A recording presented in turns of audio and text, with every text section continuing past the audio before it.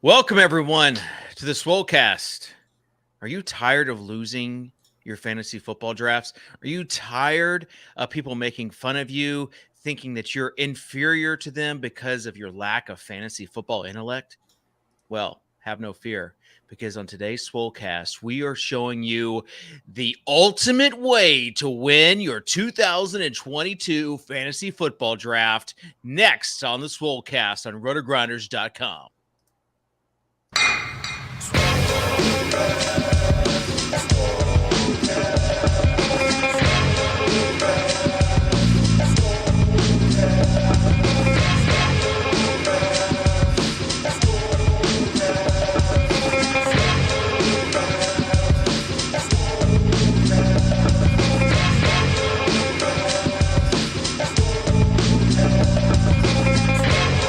Please don't dupe me, bro.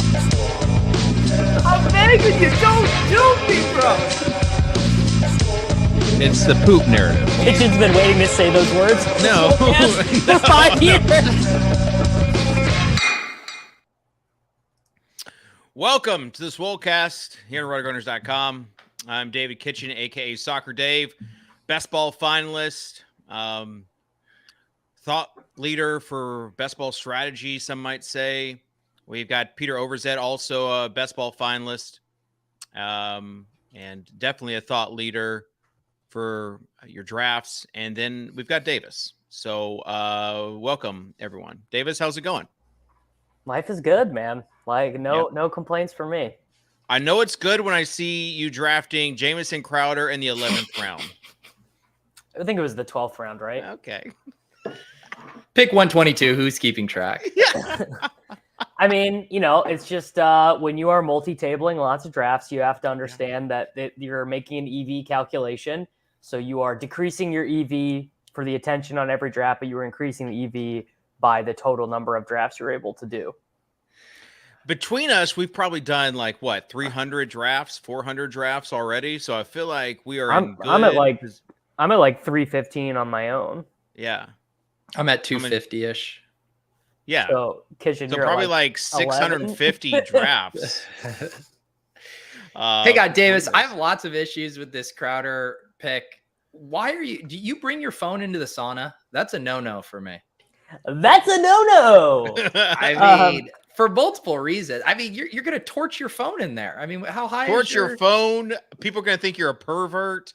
I have the iPhone 13 Pro Max, so it can handle the high temperatures. You wouldn't say that. It can handle the high temperatures. Pete wouldn't know because he doesn't understand the resiliency of the iPhone Pro 13. So the thing about the iPhone is that it's made out of glass. So your Android is not made out of glass. It's made out of plastic. So it's going to be more susceptible. I don't believe any of this. I mean, no, I'm being truthful. Your phone being made out of glass. No, I believe what you're saying about how it's made. I do not believe that it actually makes it more able to withstand high heat in a sauna. I mean, I've never had a problem. And the new iPhone comes out in like a month anyway, so I'll just get a new one. Same. So I will. We're about to get into some of the in-depth stride. No one's really doing a ultimate guide, and so that's why we thought. Yeah, no one has really this summer talked that much about how to win best ball drafts. This is not just best ball. This is your redraft leagues that we're talking about today, and just winning the draft, which I think the best ball drafts kind of give you an advantage, a big advantage over your league mates if you have drafted any best ball drafts. Promo code Grinders if you are using those best ball sites. But I think. Before we get into it, just hit that like button, subscribe, turn notifications on. If you're listening on iTunes or wherever you listen to your podcast, leave us a review. Had a good review the other day. From really good one. Yeah, from a Swolecast listener saying just the chemistry of sharp takes and laughs. Keep them coming. So I appreciate everyone out there. And then I want to just congratulate Davis on being a married man. This is the first time being married on this show, so I hope that the wisdom comes along with that, Davis. I mean, we can only hope. We can only hope that as I age, I become more wise. I've spent all day trying to track down a DraftKings deposit bonus because all my old friends at DraftKings don't work there anymore, so I don't know who to email. Did you get a FanDuel deposit bonus offer? No. So I that's my next tactic though, is if the DraftKings people don't want to give me one, I'll say, yeah, Curtis over at FanDuel gave me X, Y, and Z. I'll just lie. FanDuel. Do you want to know? Drop the name Julia over. You know how there's a DraftKings live final in Boston this weekend? Yeah. And do you know how I have to get my invites to that stuff? Certainly not from anyone over at DraftKings. I have to have Alex Baker sliding into my DMs inviting me to come over there because Lord knows DraftKings would never reach out to me to have me do anything for them. Aguiar still has not slid into the DMs. Since they introduced this new tier of VIP, it is. I told you this, elitist, though. dude. It's so annoying. It's so annoying. I was getting like offers for tickets to the FedEx Cup, to these concerts. Yep. Now it it's sucks. like I can't even get an email back about like Cardinals tickets anymore. It's so annoying. Yeah, but Davis, I get it from like a common man standpoint, but there were like only 5 DraftKings professionals ever in the history of DraftKings. I'm one of them. And I can't get anything? Come on. If I'm not getting anything, no one's getting anything. What, Dave? That should have been part of your negotiation when they realized that the DK Pros were not like a good thing to have forward facing anymore. You should have been like, I need to be in the premium tier of VIP forever just to buy my quiet. I feel like stock options for not doing a whole lot were enough at that point in time. All right, let's move on because we got a lot to cover, guys. The ultimate guide, lots of threads out there, lots of different strategies, and we're gonna even our friends. We're losing a lot of our good friends to the thread game. Davis doing Chiefs threads, Kareem. Okay, I did not do. I did not do. Hold on, I Davis. did not do the thread. I did not do the please help me out and retweet at the end. It was implied. No, it was not. It was not implied. I didn't do that either. I didn't do that either with the name thing, and I should have. That's how you have to ask for it. You have not because ye asked not. I did not do and as I just did a whole show with Holka, I have no issue with using Twitter for your monetary advantage as opposed to just using it as like a bar to hang out with your friends. But I have not made that commitment yet. Ulka is crushing it. And this kind of reminds me of when screenshots came on Twitter and like all the former draft absolutely or yes. the DFS guys were like, you cannot put screenshots out there. Yep. Be humble. And then like everyone started doing it. And people freaking loved it. The normies loved it. And so then everyone started the same thing with threads. That might be the most. Now no one who plays DFS wins anymore. So there's no screenshots to post. Dave, that was probably the most cogent point you've made in like the 10 years of this show. Honestly. I've made lots of cogent points, but now that you're married, you're only starting to understand the cogent points. Okay. So yeah, lots of big bites I offer for those out there. Davis, I have a problem with your thread though. You wrote them in freaking paragraph form where it like exhausted me. I could not finish it. It exhausted me. That's not what threads are for. Exactly. It wasn't about getting retweets or likes. Like I just needed that for my own edification to like go back and through it and see how bad I have run with Chiefs running backs over the years. And this was all spurned on by Scott Barrett and an argument with Scott via the DMs because I just spent all of my fab in a league we were in together on Isaiah Pacheco. And I was like, I'm Lucying the football with yet another Chiefs running back. And I was just like, I just got to go back through and see, like, am I running bad or am I just bad at this? Combination of both, I think. I get it. I'm just saying, like, the users have to consume it in bite-sized portions. And much like all of my content, Dave, I don't make it easy for anyone to consume. I just do what edifies me.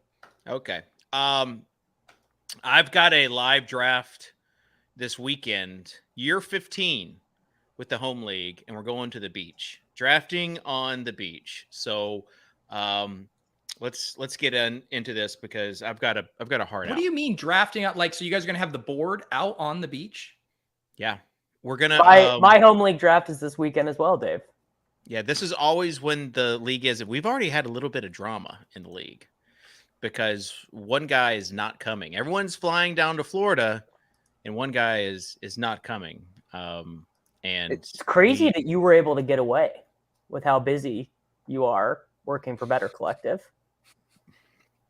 I don't know what to tell you, Davis. By the way, next week's show will not be at the regular scheduled time because I will be leading the charge for our Better Collective US all hands meeting for the RotoGrinders and SA. Pete and I can probably handle it. No, Davis, please. Without I was at your wedding here to steer us. Yeah, so I was at your wedding, perfectly. Davis. People loved me. It was local celebrity.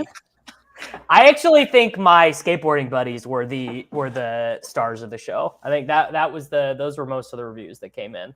People were pointing at me when I got there, like in the corner, like that's Soccer Dave.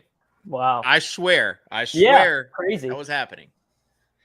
What can we get, Davis? I mean, I feel like we got a lot of the wedding recap from Kitchen last week, but how was the honeymoon? Were you going through drafting withdrawals? You know, what kind of phone screen time did you put up?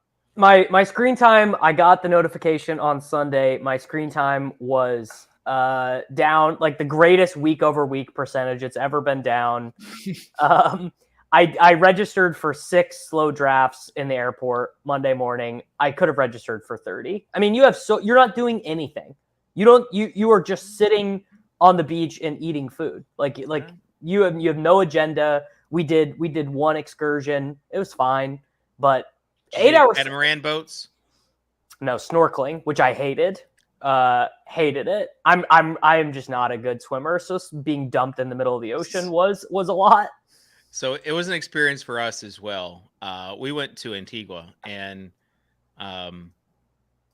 basically my wife's snorkel wasn't working, and she started to panic. That's started to grab onto me and like pull me under. And my snorkel worked just fine, but I put my head under the water and I was like, fuck this. And it was not an activity I should have signed up for. Yeah. I mean, my honeymoon, I had plenty of activities. All right. Let's move. What? That's probably my least favorite genre of humor on this show is Dave talking about his marital sex life. I mean, just the way you almost like grunted, like you were Tim Allen in Home Improvement as you said it. Tim Allen in Home Improvement is like Dave's like ideal brand. Like he would absolutely love to be Tim. That makes you Al Borland, buddy. I was gonna say that. Does that make Tuttle the Al Borland? I was gonna say Tuttle. Yeah. No, Davis is Al Borland and Pete is Heidi. All right. You remember Heidi? Oh, yeah, does prepubescent Pete remember Heidi? I mean, come on. All right, let's get into the ultimate draft strategies. We'll carve some of these pieces up into bite-sized videos and put them out on our short form platforms. No, we won't. Yeah, I bet we will. We will. All right, so let's start. Davis, release the alpha. Take one running back in your first 2 picks, get one of the top 5 tight ends, all of the normie draft software, ESPN, Yahoo, CBS, Sleeper, etc., has the second year and rookie wide receivers far too low. Like you can get Sky Moore, like pick 120, Garrett Wilson, super late. I mean, they're just so it's just very Garrett Wilson, yes. Sky Moore, Traylon Burks, are they even on your radar these days? It's just very easy to draft a super team when you're drafting with your buddies who are largely going to draft guys they know, players from the local teams. Like you just draft a bunch of players under the age of 27, and even the guys who get way pushed up in our nerdy circles, you know, your Ramondre Stevensons, your I mean, even Tony Pollard. Tony Pollard in the league with your buddies is probably like a 9th round pick instead of a 7th round pick. It's interesting you say that one because I was actually having that thought the other day about Ramondre and all the steam and thinking was in our circle, but Silva's on it, Barry's on it. Like the biggest voices in the industry are now Ramondre. I'm telling you, it doesn't matter because like it's also geographical locations. Ramondre is going to be drafted in Pete's home league higher with his Patriots buds. Well, let's play a guess right now. Where do we think Ramondre is in the sleeper default draft, like ADP or whatever? I don't think we should even use sleeper, but if you do, promo code grinders. But I think we should use ESPN and Yahoo, right? So Pete, for an example for you, Ramondre is 105th overall in sleeper right now. I mean, that is 30 spots later. He was going at like 125 for most of the summer on underdog and then, really moved up. Like that's not that far off of his underdog. And Damian Harris is at 75. Yeah. But I'm saying, I really do think, don't you think people more and more now are using cheat sheets and stuff like that, where they're going to be like, all right, the sheet I'm using has Ramondre over.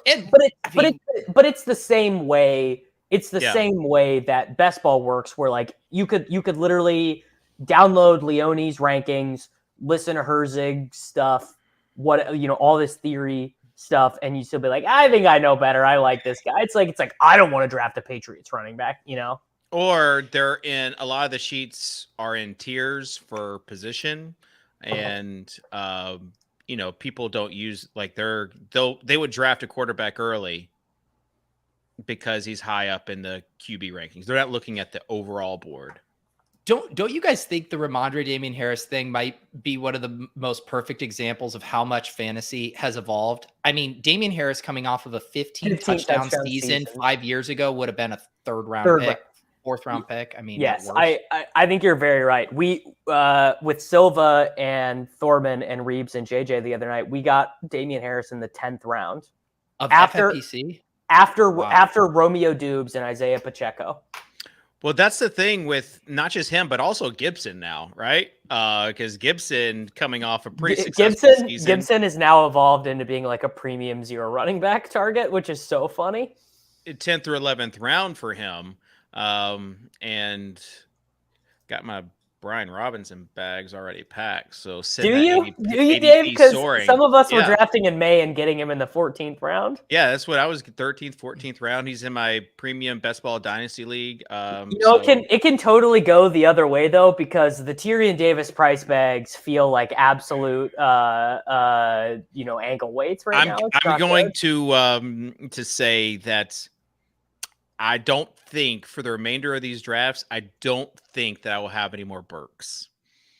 Why? Well, you're chickening out right when he's about to get cheap? No, but he's not though. He should be getting cheaper, but the Jamar Chase stripes on the ball narrative is keeping him in the top 100 picks. I just can't. Cheap.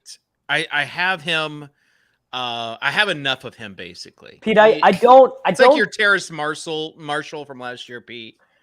I don't think Burks is cheap right now. I think he is either appropriately priced given what his production over the second part of the season could be, or slightly overpriced given that when he starts playing, the Titans might just be bad. Like if the forward facing stuff is true, that Vrabel is frustrated with him and he's playing out there with the backups in the preseason and yada yada.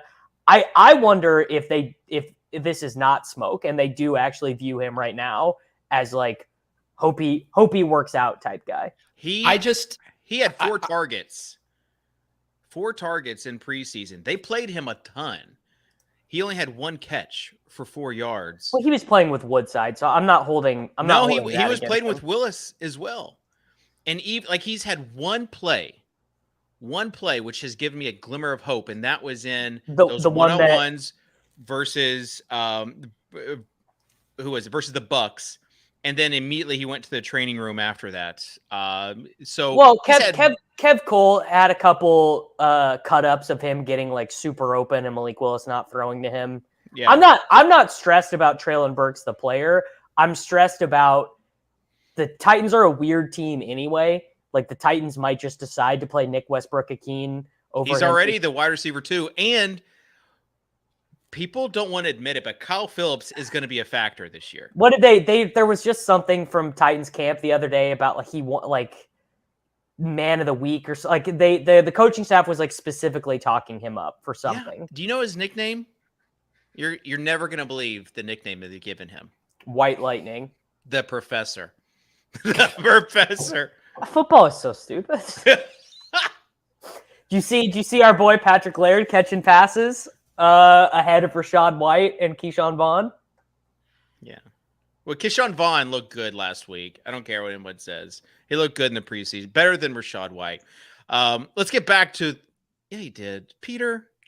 You're such a hater on this episode. You're grinding the tape and you're telling me Keyshawn Vaughn looks better on the field than Rashad White. Is that a real take you're having right now? Yeah, he looked better last game. Watched the whole game. I'm saying, how much you watched the whole game?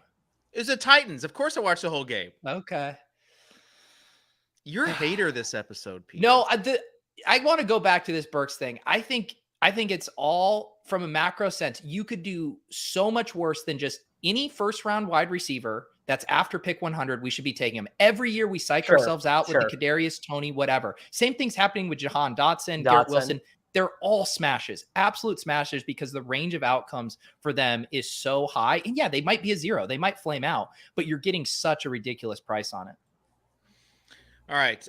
Someone asked me as far as like the advice. Well, multiple people asked me, I'm going to my home league. What advice would you give me? I kind of gave him the same advice that Davis did, except for the draft a running back in the first 2 rounds, because I feel like that's like if you have one of the, it depends. Like if you are at the end of the round or the beginning of the round and you go with a wide receiver, sometimes it's going to be tough to take a running back in the first 2 rounds. I don't think you have to. What situation? I mean, Pete doesn't, because Pete is not going to agree with this logic, but in a home in a home league where you are going to have a big advantage over your butt. If you are watching the Swolecast, you are a person who knows and cares enough about fantasy football. Right. Not sharp, but just you're paying attention enough that you're going to hit on 1 or 2 guys. Like, I grabbed Jeff Wilson Jr. in the 18th round, and he gets me through a couple weeks, or just whoever. Right? You're going to get enough running back 2 points, and then if you even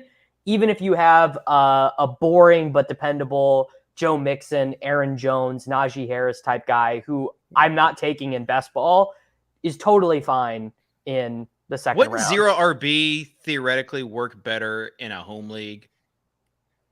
I mean, it depends what the scoring settings are and how many wide receivers you can start. I think the dominant start for home league drafts this year, assuming you don't get CMC or JT, is to get your elite wide receiver and then get your anchor running back in the second round. Yeah. I think that's like the normie Adams, Mixon, CD, Aaron Jones, just CD Kamara. Pete is totally correct. You get Diggs, Javonte Williams, any of those kind of and combos. Pitts is probably a 3rd round pick in normie leagues too, I would imagine. Or 4th round. Yeah. I mean, I think even most rankings have him outside the top 36, other than some of the sharper rankings. Yeah. Pitts, I definitely feel underexposed to after watching some of these games. I feel like the Mariota exposure, though, just right. I like it. Did you see me pumping and dumping Pitts in the newsletter today, Dave? I did not read today's newsletter. Been too busy. So yeah, classic pump and dump coming. Yeah. I mean, that play he had in the preseason game, it was a wide receiver. It's not a tight end. It's cheating. Are either of you guys sweating Kelsey as a 33-year-old? I did this whole this serious discussion when we did our main event draft the other day, and Reeves pointed it out that he is the oldest 1st round pick since Randy Moss, the year he ended up being a Titan. Yeah, the Reeves, I think Silva also kind of down on Kelsey. Some of these guys that have been more negative on Kelsey after I've already had a bunch of them in the, taking him at the end of the 1st round. It doesn't feel great now. So I would avoid that. But if he falls to the 2nd round, I'm drafting him, right? Like if I'm no longer selecting him in the 1st round. I am just because I want to have Chiefs bags, but I don't feel great about it. I don't think. My holdout for Kelsey would be that he can actually take a step backward athletically, but that his role in the offense is so secure that he's still going to have a bunch of like 8 for 80 type games just because that role is so needed. Isaiah Likely has crushed, and I'm happy for that because of my Mark Andrews exposure. I think that Pitts, it's going to be Pitts and Andrews as the 2 tight ends that you want this year. I like Waller, but some flags there as far as he might not be that he's just fighting for lots of targets there. And then Kittle, you don't know. I would rather probably have Kittle than I would rather have Kittle than Waller, I think, at this point. Let me ask you guys. I rarely do 3 tight end builds on Underdog, but I bully tight end. I did my first 3 tight end builds the other day, and I just all rookied it. Isaiah Likely, Dulcich, and Trey McBride. Are people aware that you're one Chig Okonkwo from having the perfect 3 tight end? Are people generally aware that Dulcich has not practiced? Like, do people care? Davis, you cannot suppress the stuff coming out of Denver. I mean, they want Dulcich to be the guy more than anything in the world. It's driving me insane. It's actually driving me insane. It's like I'm even to the point of like, Hackett, are you aware that you're trying to go into week 1 with a guy who doesn't know the play? Like, what is your plan, dude? I've started typing in 0 instead of O when I type out Albert. That's a good bit. Let me set the scene for you here. I'm in a Jamaican airport. The fire alarm, the fire alarm is going off. They can't figure out how to get. It's about 90 degrees. It's humid. I've been there I just want to get home. Right. I get onto the Wi-Fi. I'm checking my Twitter and I see Hayden Winks just laughing at me. Just Alberto stonks down bad. I'm DMing Ben Albright like, dude, you got to fix this for me. Like, what is happening? It was horrible, man. Big Underdog gets so excited when any of the players we hype up all summer have a rough year. They just start licking there. I just saw Redmond had a tweet today, said he was bummed that cameo. There was no cameos available for Laviska and Ronald Jones. Why do they have such this adversarial thing with guys we like? Our drum beats are too loud. I think they want to see you fail. Peter, what advice are you giving are you giving those that ask you for advice, just your normie friends?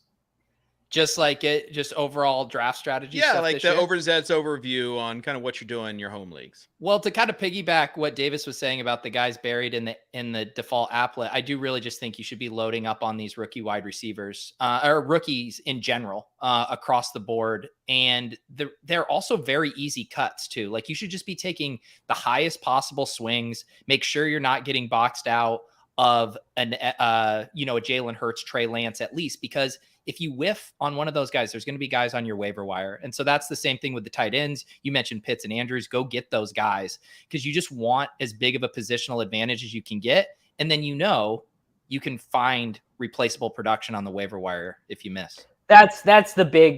Also just like knowing the type of guy you are. Like, if you are a guy who like by week 4 is like, I got to go do waivers again.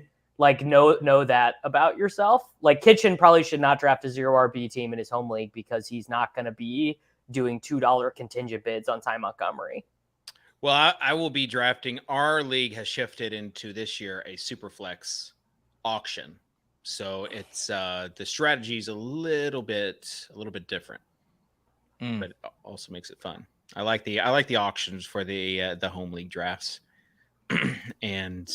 Yeah, I heard Underdog kind of approached you about setting up like a Superflex Best Ball tight end premium auction tournament next year. Yeah. Like, here's what's going to happen. You're going to have soon these auction drafts that have multiple. I've seen Sleeper contemplating it, or you like throw up 4 players at once and you bid on them. I mean, that seems more palatable to me. I mean, how much money would have to be, Pete? How much money would have to be up top in a tournament for you to do 150 auctions? But see, here's the thing: you could select. They need to have tools. No, let Pete answer the question. Hang on. How long does an auction take in this hypothetical? As long as a normal one, yeah, 4 hours. The same amount that a normal one takes. I mean, I'm not maxing it. I'll tell you that much. It would have to be 10 million, 15 million to first place. Davis, you are grinding micro edges in the Pomeranian 3. So I did. I was too busy. I did one Pomeranian 3. How hard were you tilting when you saw that come across? Also, the Underdog Cardio Club rake back. So mad. Like I'm just like, these guys, like literally we talk about Rudman, the big underdog, like wanting to, like he knew. Rudman, he knew. He was like, I'm going to do this when this guy can't grind. Forget profitability. How can we mess with Davis? We got Alberto out of the picture, and now we're going to release all the best cards. You know, the other annoying thing is people are not reacting to the Alberto thing the way, like, it's like you can't get Alberto in like the 15th round. If you could, I'd still just be drafting him or whatever. But he still is basically just going at his ADP, which is very annoying. All right, let's talk about keeper drafts. Those guys you get to keep for next year. You want to answer a keeper league question for me? Sure. Yeah. Throw it at us. Okay. Debo in the 5th, CD in the 5th, Jalen Waddle in the 8th, Ramondre for free. How many do you get to keep? 1. CD. Okay, so CD, right? Yeah. Yeah. And let's be honest, Davis, you were always keeping CD. Yeah. No, I keep Derrick Henry in the first. I think Waddle for a 3-round discount is actually pretty close. No, because I think from where you have Waddle ranked, it's not where the general public has Waddle ranked. Fair. I do agree with that. Waddle is starting to slip even more because he was like mid-3rd for a lot of the summer, and yeah, you can get him in the early 4th. Yeah. What do you say about those that talk about how highly drafted Waddle, Tyreek are, even Chase Edmonds, and yet Tua still hasn't really climbed that much? I mean, it's basically like the Vikings thing or the Steelers thing from last year or the Raiders for this year. I mean, these stationary only quarterbacks really can't be top 10 quarterbacks. Like I think Derek Carr had 4,800 yards and 30 touchdowns last year and just did not even create a ripple in fantasy. So there's no reason for Tua. Even Waddle and Tyreek could both be top 15 wide receivers and Tua could be like the QB 14 or whatever. I feel like Kirk Cousins' best season is like a good comp for what Tua could do this year. Yeah. I disagree. You think it's higher, Dave? Yeah. I mean, Tua can run a little bit, right? Just because of the offense that he's in, right? Like, we don't know what type of offense they're going to run. We don't know, assuming it's going to be like a fast-paced offense, throw-heavy offense, pass-heavy offense. So it's going to be, that's the ceiling, and we don't know what it is. The one way he would get there is if just Waddle and Tyreek are just taking house calls on all these prospects. It's the Alvin Kamara with late stage Drew Brees theory where he's just dumping off to Alvin Kamara and he's ripping off 50-yard touchdowns. All right, who are some of the sleepers that could do good this year, next year could provide just immense value? I'll go first. The guy we've talked about, Eric Beimfor, has kind of hated the steam he's gotten and the highlights he's gotten on Best Ball Twitter. George Pickens. Yeah, doesn't go late anymore, but is a very good pick. But see, Davis, I think that you're talking about best ball drafts. We're talking about like home league drafts. I think the ADP for Underdog is going to be really different than these ESPN and Yahoo leagues. So that's why I think that the guys that we were on earlier still are viable. Pickens is 130 on Sleeper, so that seems like a pretty good value. Yeah, 10th or 11th that's what round. I mean. Like you should be, because we're also going to learn a lot about Pickens in this offense early. I think some of these rookies you're going to really have to sit on. Like I was going to talk about Rashad White. I still think that might be a stash you need to have for a while. I think you're going to get a lot of information about Pickens, Tolbert, these guys that are going to see the field early, and then we're going to really know like how good they are. Yeah. Who was a keeper option for you, Davis? I mean, Pickens is a pretty good one. I already chose him though. White is another good one. Wan'Dale Robinson, especially because Wan'Dale is going to be their slot wide receiver, like probably immediately. If you are fine sitting on him for a year, I would imagine Jameson Williams probably is going to go undrafted in a lot of home leagues. You could just sit him. I know I play in a couple leagues that have IR spots or even multiple IR spots. So you could just stash him there. I think Jameson Williams probably fits that pretty well. Williams, Mechie, not going to even mention the quarterback. Well, Mechie and Williams a little different. You don't modern medicine, bro. No, I just mean one of them was a 3rd round pick, and one of them a team traded up 22 spots for. Mechie was going to have a good year this year. They didn't have anybody else other than Cook. Speaking of that team, though, someone who I did not have enough of in best ball leagues, even though all the signs were pointing to him being the guy. Damian Pierce. I feel very similarly. It feels very bad to not have the bags packed on this like young athletic guy. Who knows? I mean, his competition is like all-time record for retreads, like torn Achilles, Marlon Mack, and Rex Burkhead. I'm like, I think Rex Burkhead is 30 on like his 4th team now. Yeah. Peter. Yeah. Pacheco would be a keeper potentially. Yeah, so like in most leagues, I think he's bad. So I think this is what I'm saying. Geographical, like that, I was going to say, like he's going to go. Phillips, Derrick Henry, all these guys. Yeah, he's going to go Isaiah Pacheco's going to go at his FFPC main event ADP in my league next week. Yeah, this is my thing with some of those running backs, right? Like one of those guys, Pierce, Robinson, Pacheco, who's getting steamed up, will probably be a pretty nice hit. But they are in such dicey territory for the red flags they have is not that incredible of prospects on bad teams, not Pacheco, but the other two. I just think we're in the territory where we're pushing guys up because of projectable volume. And these aren't actually talents we're super excited about. I just particularly Pacheco, who like seems terrible. Like from what I can gather, he seems so bad. Yeah. Maybe that's just Rojo bag cope though. Yeah, it could be. I'm not ruling it out. Yeah. Edmonds, a potential other keeper. And then take a look at backup running backs in good spots. You mentioned, who did you mention, Davis, earlier? I mentioned a bunch of backup running backs. Backup running backs are Pollard. not good. You were talking about Pollard earlier. I mean, Pollard would be an ideal guy if this is Zeke's last season. I think that like Isaiah Spiller probably fits that. I think Gainwell fits that. This is Miles Sanders last year. Gainwell, yes. Spiller, not so sure. Zamir White we know Josh Jacobs. White, yes. Yeah, Josh Jacobs is not going to be a Raider next year. Here's the thing, in most keeper leagues, unless you have one of the CMC type guys, like keeping a running back is just terrible. It's generally not good. What about Brandon Ayuk? Talk at camp. Yeah, we love Brandon Ayuk. He hit like how much noise he's making at camp and just knowing that he was a really good prospect. I mean, we were drafting him in the 4th round last year.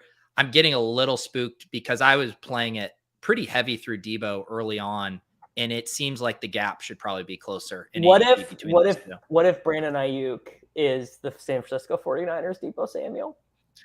I mean, it could be. I think Debo's ADP. I'm with Levitan. I think Debo's ADP is bad. I don't think he. I know he was so great last year, and he's going to have a couple 45-point weeks or whatever. But I don't know. And maybe this will just be like the Tyreek Hill thing all over again, where every year you're like, he can't keep getting away with it. And he does, in fact, keep getting away with it because he's so good. I will All say right. this. How about this for a take? You're going to be pretty happy with Debo and best ball still. He might be more volatile, but if you get Yes. a true breakout from Ayuk, you're going to feel comfortable starting him every single week. I in think you're managed. going to feel comfortable starting both of them every single week Yeah. because they have nobody to rotate in behind there. I mean, it's like third round rookie Danny Gray, Juwan Jennings, but even the dusty veterans who were on their roster last year are not on the team anymore. These are the backup wide receivers for the 49ers. Malik Turner, Ray McLeod, Marcus Johnson, and Willie Snead. I mean, literally guys who are barely they're going to be in the next iteration of spring football. Isn't Gray in that list as well? No. I mean, Gray is a third round rookie, so who knows? But okay, let's transition into league winners. Obviously, some of the league winners are guys you get off the waiver list. You got to be aggressive with waivers. You got to, that's gonna push your momentum forward a little bit. But as far as the draft goes, guys that you draft, I'll start. And we've talked about, I think we all like him, Saquon Barkley.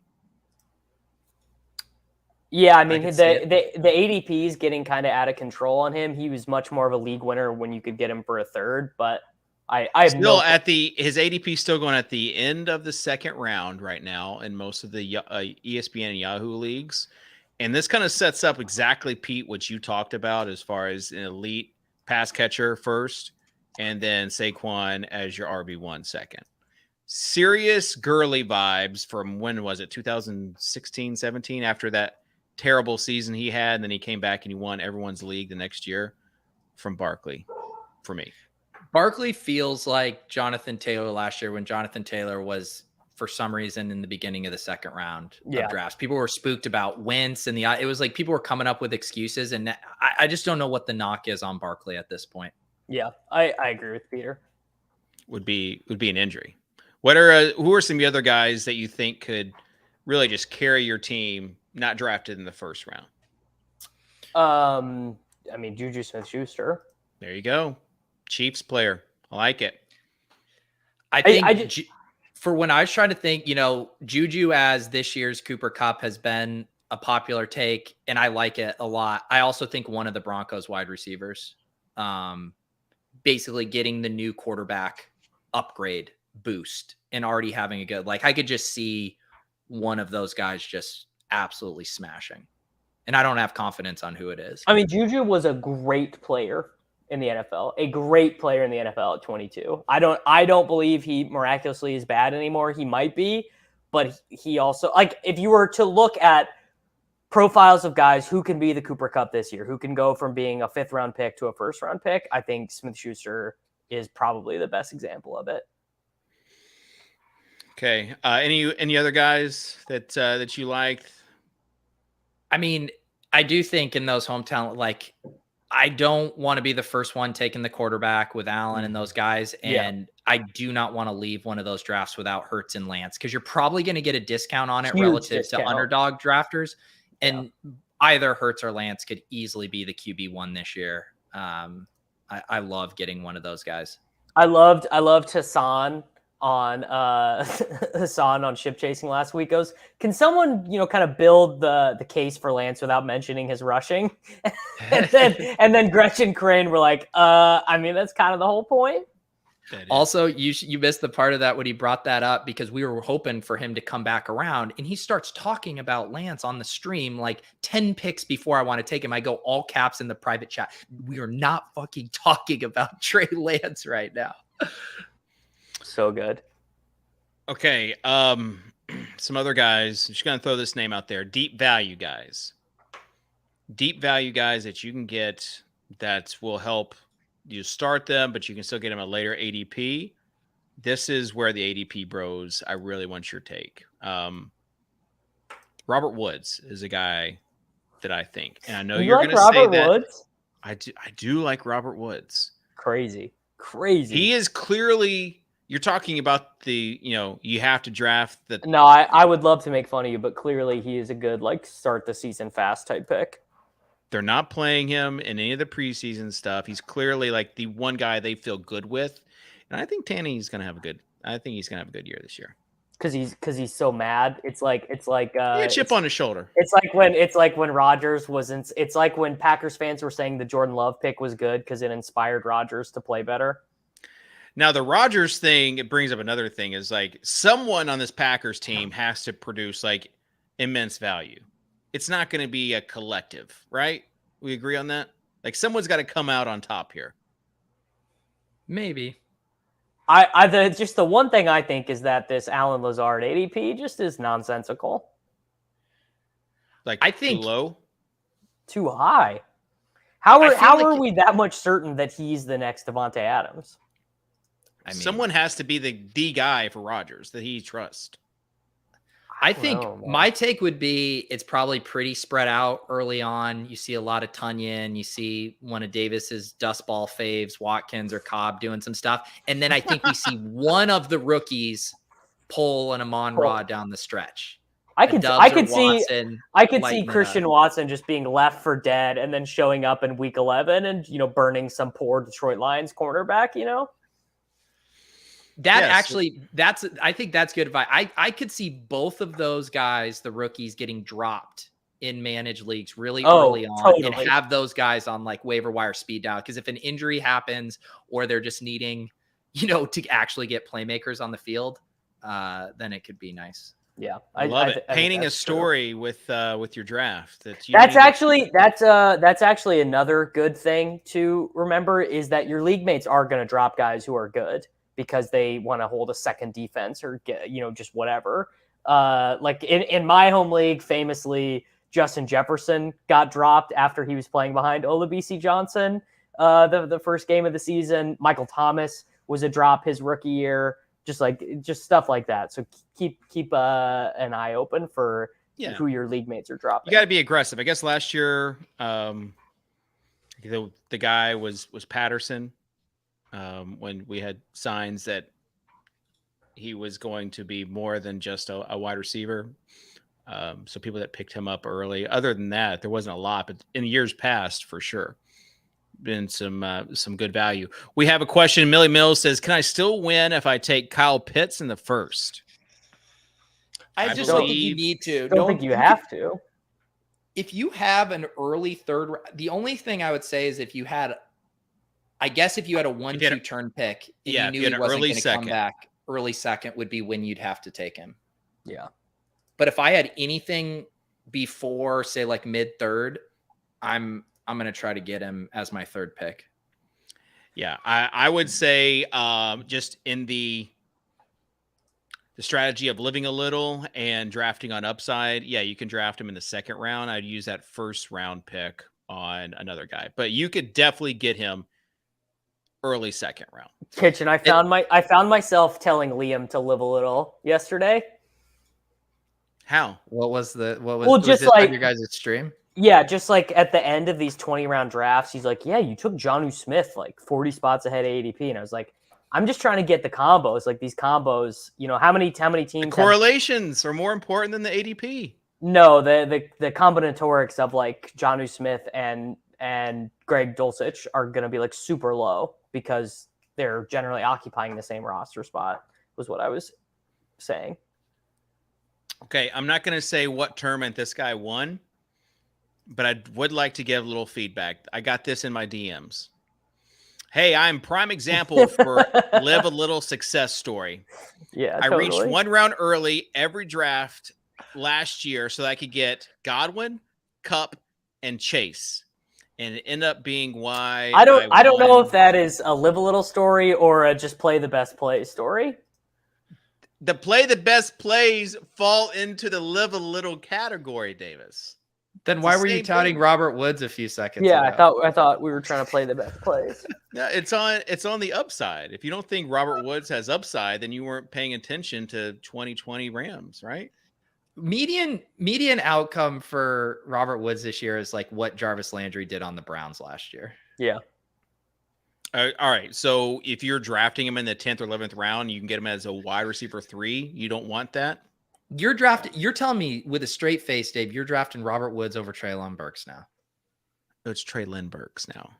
No, he's off your draft board now. He's off your draft board. I would 100% draft Woods over Burks. Disgusting. Who loves week 1 more than David Kitchen? David Kitchen is optimizing so hard for week 1. Listen, I hope that I'm wrong because of all the Burks exposure that I do have. Obviously, he's the number 1 guy that I have. It's just at some point you have to face the facts, right? At some point, all these signals are presenting themselves, and you have to say, okay, it's no longer noise. The signals say that Burks could be the guy, but Burks might be a sleeper for next year or a keeper for next year, right? Like if his ADP falls low enough, because I don't think he's going to get out the gates and help you win your home league this year. I just don't. I actually, now that I've looked at this a little bit more, I'm totally taking Jamison Williams and putting him on my R and stashing him all season as a keeper, so that Davis, I can. Most of your home league listens to this show, so good luck with that. But they're not going to do it. I do. Those are some of the funnest things to do in the home leagues. Is whatever of those kind of little loopholes. To break the rules. Like 2 years ago, it was we introduced the COVID IR spots, and I held on to Jeff Wilson. I held on to Jeff Wilson Jr. for like 11 weeks until he finally came in and he started a game, and I was like, you just feel like a genius. You know, you're like, I got this. Isn't Jeff Wilson? Was that the running back that caused the big baseball fight? Yeah, it was literally this scenario that I'm describing is what caused the Tommy Pham, Jock Pedersen thing. Was Tommy or Jock, or I don't remember which one. One of them did what I did and stashed this guy all year. The other one too, and this is one that if your league has a waiver wire run before the season and they don't make you draft a kicker or defense, just don't do.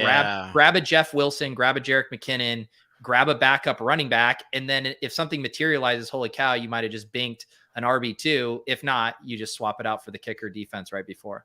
It's like the guy that has the veins popping out of his neck whenever he's like, those are some of the guys like, you have to draft a kicker. It's not the spirit of the rules. Like they get so mad. Yeah. I never draft. I do normally draft a defense though. Because you just like, the 49ers this year, they play Drew Lock and Justin Fields to start the year. Like I do normally not wait on that. I wish FFPC didn't make us draft a kicker and defense. It'd be so fun. Like for these early, like we drafted a main event team that started July 4th. Like let us have a bench. Let us live a little. Yeah, because that would be a true edge. Because 50-60% would still draft a kicker defense. Yes, and you'd have an extra Isaiah Pacheco slot. Are you on Vegas, Peter? Yeah. Yep. I thought you might be in Vegas already. No, that's the Thursday of when the season kicks off. So still, I think 2 weeks from tomorrow. Yeah. How much will this preseason game coming up, this preseason week, affect your draft strategy going into Vegas? Well, I mean, it has affected. I mean, this happens every year with the high stakes leagues where the best zero running back targets get massively pushed up. What is the highest Isaiah Pacheco will go in a main event? I mean, if it continues on this trajectory, I mean, he'll be a 5th round pick. I mean, Damian Pierce went in the 4th round of one a couple days ago. Living a little. This is living a little. Kitchen, right you would love the main event because these dudes don't care. The year Justice Hill was a rookie, he settled as like a 7th round pick. Like these dudes do not care. They're just that would be whoever. Such a good bit. And just seeing all the ADP rows that go there that just have their mouth wide open after every pick that happens. Kid, you should come out. I would love to watch Kitchen draft a main event team. You'd be high-fiving, be taking photos with the Vanna White in front of the board. You'd be doing it 2023. I'm down.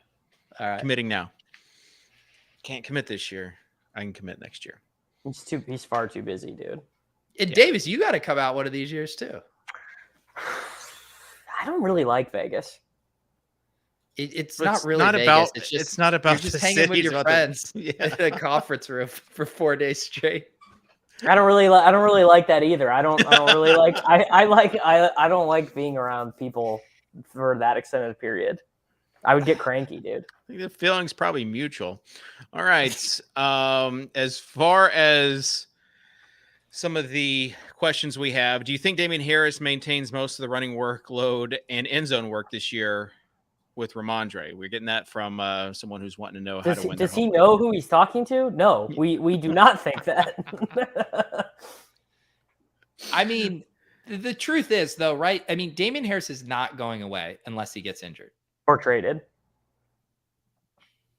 Speaking of that, did you see there was a few? I don't know if Gesicki? it was PFF wrote up. Yeah, the potential surprise cut candidates. Darrell Williams, another one. Ooh, our Eno bags could not possibly be pumped any higher.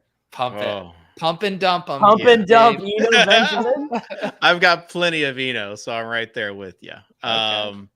I think I was drafting Darrell first, or Darrell, and then maybe it was you, Peter, that talked about how on this show, how everyone was talking about him being the backup running back, but everything in camp suggested that Eno was the backup running back. You're saying I gave good advice on these? You are. Wow. Similar thoughts on Rojo, as far as people drafting Jones and it not being what camp was saying at all. So having to figure that out. Bad. Rojo is going to be cut. He is going to sign with the Baltimore Ravens, and he is going to lead them in rushing. So it's fine. There will be, I will say, some cuts and also some signings. Who's going to be the running back who every year there's always a running back who gets killed by a guy who gets cut and signed with them. Normally it's a Chiefs running back, right? Damian Williams when they signed LaShawn McCoy. What is it? Who does it happen to this year? I wonder.